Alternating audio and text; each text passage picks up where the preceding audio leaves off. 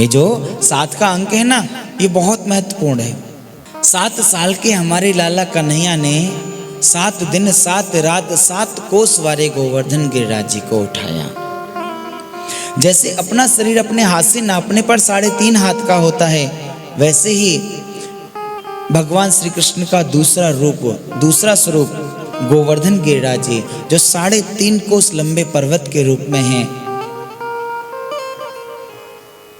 हम सबका शरीर 3.5 हाथ का होता है, चाहे वो लंबा हो चाहे वो गट्टा व्यक्ति हो।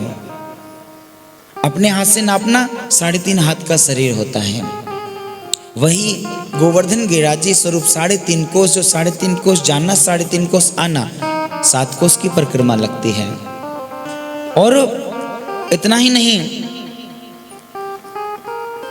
गोवर्धन गिरिराज जी से मथुरा जी 7 कोस है, वृंदावन गांव 7 कोस है, बरसाना भी 7 कोस है, नंदगांव भी एक रास्ते से 7 कोस ही पड़ता है। मनुष्य की जाति की भी 7 श्रेणियां हैं, संसार के भी 7 ही आश्चर्य होते हैं, 7 वंडर्स। 7 ग्रहों के देवताओं की 7 वेदियां होती हैं। सप्ताह में भी 7 ही दिन होते हैं। इंद्रधनुष में भी जो मुख्य रंग हैं वो 7 ही होते हैं। संगीत में भी मुख्य 7 ही स्वर होते हैं। 7 विभागों में बने हुए शरीर के 3 भाग होते हैं। शादी में भी नियम से 7 ही फेरा लगाए जाते हैं। रुक्मणी जी ने जिस पत्र को लिखकर भगवान श्री कृष्ण को भेजा था, उसमें भी 7 ही श्लोक थे, 7 ही समुद्र हैं, 7 ही चिरंजीवी हैं कि अस्वस्थामा बलिर्व्यासो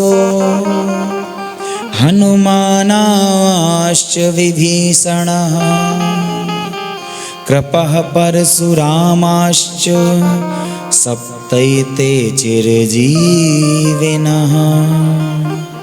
अश्वस्थामा बलि जी, व्यास जी, हनुमान जी, विभीषण जी, कृपाचार्य जी, परशुराम जी आदि ये 7 चिरंजीवी हैं। और शरीर में भी हर इंसान के 7 ग्रंथि 7 गांठ होती है।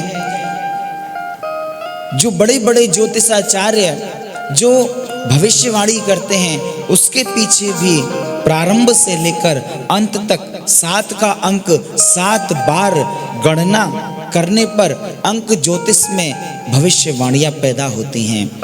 जो भविष्यवाणियां वो करते हैं, वहां भी 7 का अंक आंतरिक रूप में प्रवेश होता है, तभी भविष्यवाणियां पैदा होती हैं। वांसुरी में भी 7 ही छिद्र होते हैं, 7 ही मुख्य छंद हैं।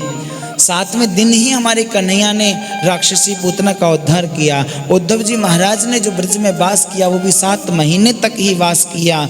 हमारे श्री सुखदेव स्वामी ने, सुखदेव जी महाराज ने जो श्रीमद् भागवत कथा कही, वो भी 7 दिन 7 रात कही।